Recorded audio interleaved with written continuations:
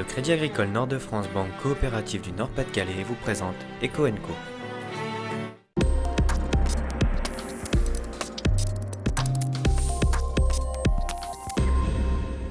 Entreprendre en famille, papa, maman, les enfants, comment s'accorder à la tête de l'entreprise? C'est le conseil de notre expert cette semaine. Et puis l'art dans tout cela, le marché de l'art. Une entrepreneuse qui n'a peur de rien se met à louer des œuvres d'art. Ça peut vous concerner, c'est l'Inventaire, l'entreprise de Clotilde Delacroix. Bienvenue Grégory Denis, ça va? Merci, très bien. Bon, on va parler du business en famille cette semaine et vous allez nous emmener à la découverte de l'un de vos adhérents, vous nous le présentez? Alors cette semaine, je vous propose d'aller à la rencontre de la famille Desmarais. Ils habitent Laventie, Ouais. et toute la famille travaille ensemble. Le pays des savetiers. Voilà. Laventie, dans le Et il y Pas-de-Calais. a un haras, le haras de l'Ermitage, je vous propose de découvrir. Eh bien on y va. Dans la famille Desmarais, il y a le papa, Vincent, la maman, Fabienne, et leurs 3 enfants. Tous partagent une même passion, celle pour les chevaux. Et depuis 2008, ils ont décidé de travailler ensemble en ouvrant leur centre équestre. Nous avons réussi à donner cette passion à nos 3 enfants qui ont intégré spontanément la société avec nous pour notre plus grand plaisir. Une maman rêve toujours d'avoir ses 3 enfants dans la société, donc chose faite et chose bien faite. Travailler ensemble, c'est avant tout bien définir les tâches de chacun. Lorsque Vincent s'occupe d'estime unique, Margot prodigue les premiers soins à Ozir. Allô Titi, est-ce que tu pourrais venir s'il te plaît? J'ai un problème avec le sabot d'Ozir. Quand on travaille en famille, c'est vrai que dès qu'on a un problème, on peut s'appeler et on s'entraide pour résoudre le problème le plus rapidement possible. Les inconvénients, c'est surtout les tensions qu'on peut avoir ensemble. Faut essayer de les gérer au mieux, essayer de ne pas être H24 ensemble au boulot, savoir faire la différence entre le soir et la journée de travail. C'est un projet familial, mais comme le dit familial, la famille évolue. Il peut y avoir des mariages, des naissances, des décès, puisque nous parents, et donc forcément, il faut un cadre pour encadrer l'évolution de notre famille. Le travail en famille, un cauchemar pour certains, mais pour la famille Desmarais, c'est la clé du succès. Le haras de l'Ermitage se porte bien. Une carrière destinée aux concours nationaux a été inaugurée il y a quelques jours. Travailler en famille, alors là on a un beau projet à la fois professionnel et personnel. Si vous pouviez définir les caractéristiques du business en famille. C'est compliqué de les caractériser, parce que par définition, elles sont marquées par l'empreinte familiale de la famille. Donc, chaque exemple des spécificités. Oui. Voilà. Néanmoins, moi je dirais 2 choses qui sont parmi les forces de ces entreprises, c'est la solidité et l'agilité pour pouvoir se reconfigurer. Après, il y a un autre paramètre qui est majeur, on l'entend dans le reportage, c'est la complexité ou parfois l'ambiguïté de la gestion des relations humaines entre le professionnel, le personnel, le familial dans une pareille situation. Bon, donc il y a des plus, des moins, on va regarder un peu tout cela. En plus, dans une région où l'entrepreneuriat familial, ça veut dire quelque chose. La semaine dernière, ils se sont tous réunis avec les chaînes en or et c'est quelque chose de très présent. Donc, des relations professionnelles, personnelles, qui peuvent être complexes et pourtant elles fonctionnent bien, ces entreprises. Elles sont plus solides que les autres. C'est quoi le secret pour réussir à travailler en famille et quels conseils on peut leur donner? La première chose, c'est d'être très au clair sur le qui fait quoi. Que chaque membre de sa famille ait bien sa place et ses responsabilités claires dans l'entreprise familiale. Elle le dit dans le reportage. Oui, tout à fait. Voilà. Et on l'entend bien, ils ont chacun leur rôle et leur fonction. Ça, c'est un incontournable.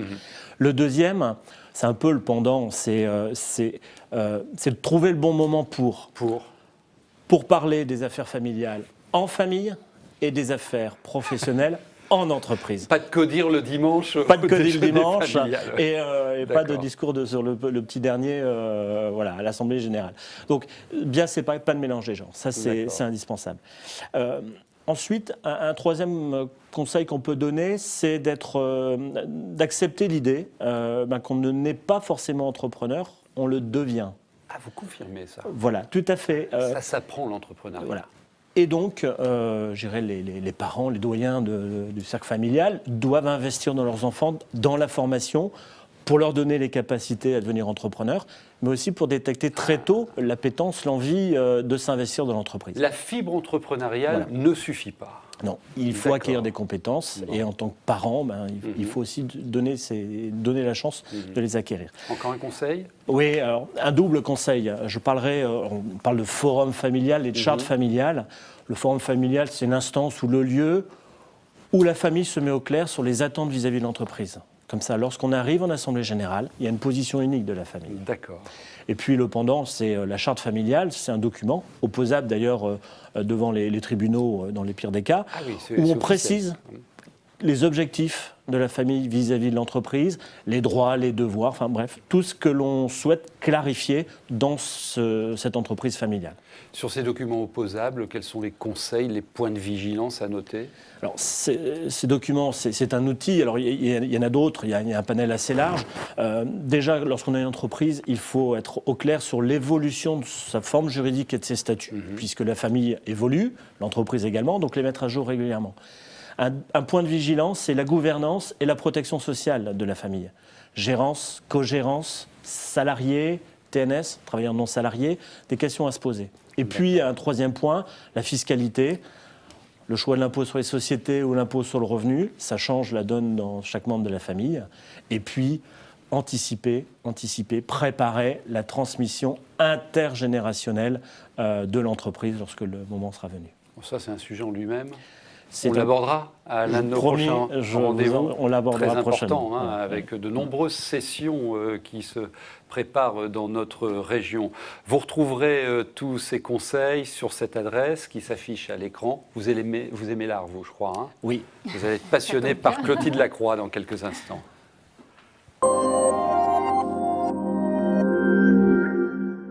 Je peux vous dire qu'elle a la pêche. Elle est lilloise. Quartier de Fives ? Oui, tout à fait. Voilà. Courageuse aussi. Elle était DIRCOM, bien installée dans une grande boîte. Elle en a fait plusieurs. La dernière, c'était dans la vente à distance. Et puis, elle s'est dit, je change de direction. Et elle s'est inventé un nouveau métier qui est celle de permettre à chacun d'entre nous d'avoir plus facilement accès à l'art. Comment marche votre boîte ? L'inventaire. Merci pour cette présentation élogieuse. Effectivement, l'inventaire, alors c'est une structure associative, plus qu'une boîte en fait, qui a vocation à mettre en place un service de prêt d'œuvres d'art.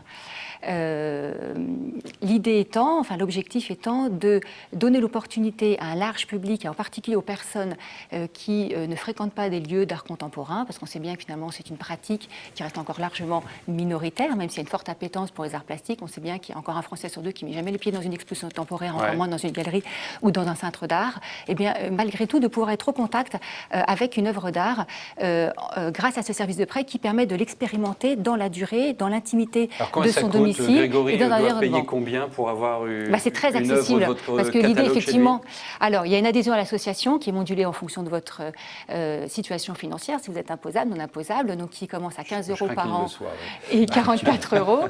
Et puis après, à cela s'ajoute, à chaque prêt, 10 € pour une œuvre par mois ou 15 € les deux œuvres.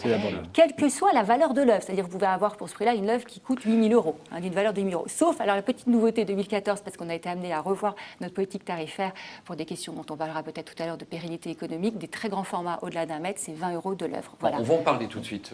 J'ai envie de vous demander, on est dans Eco & Co, est-ce qu'il y a un marché de l'art aujourd'hui pour c'est vrai, oui. Nous, la question, elle ne s'est pas posée comme ça parce qu'on ne se situe pas dans le secteur lucratif. Étant une association, il y avait vraiment cette idée, à l'image des artothèques qui ont été créées au début des années 80 en France, qui ont été créées par l'État, dans cette politique de démocratisation culturelle, lancée sous l'angle dans les années 80, en même temps que les FRAC et que les centres d'art pour sensibiliser le public à la création contemporaine. C'est avant tout un outil pédagogique.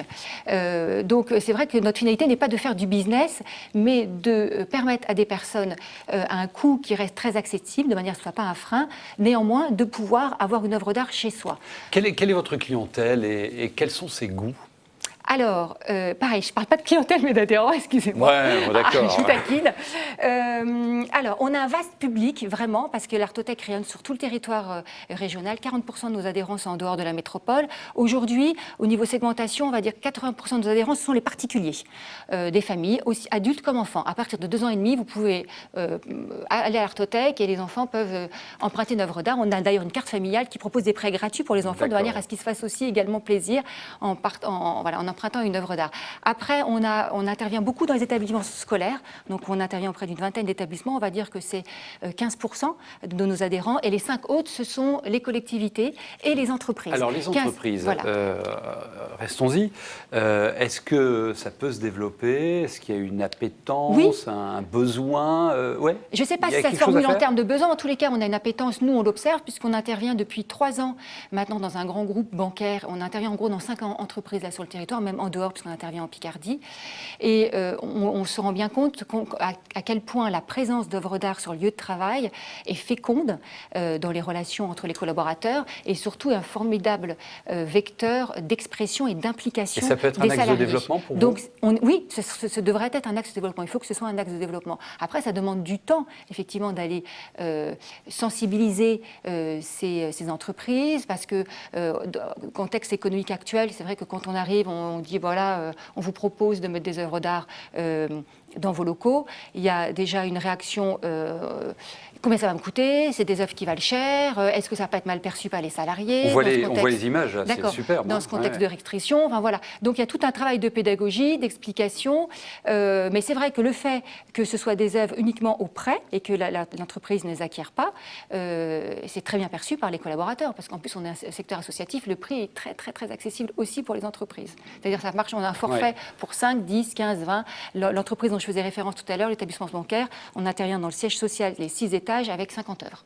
Donc on passe la journée, et c'est vrai que c'est un moment privilégié, parce qu'à ce moment-là, le PDG descend, discute avec les collaborateurs, choisit les œuvres avec nous.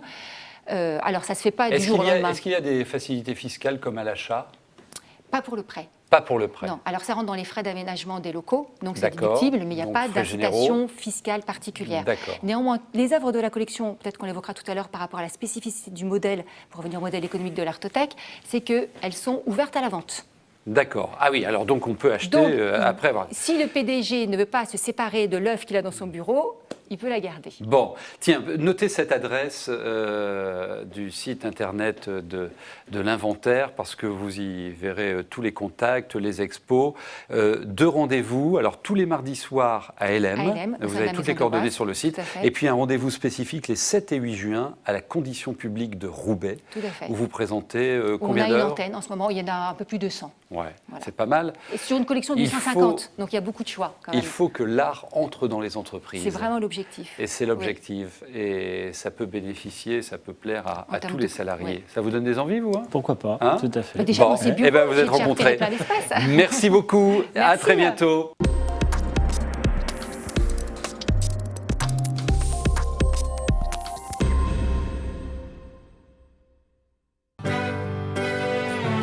Le Crédit Agricole Nord-de-France Banque Coopérative du Nord-Pas-de-Calais vous a présenté Eco & Co.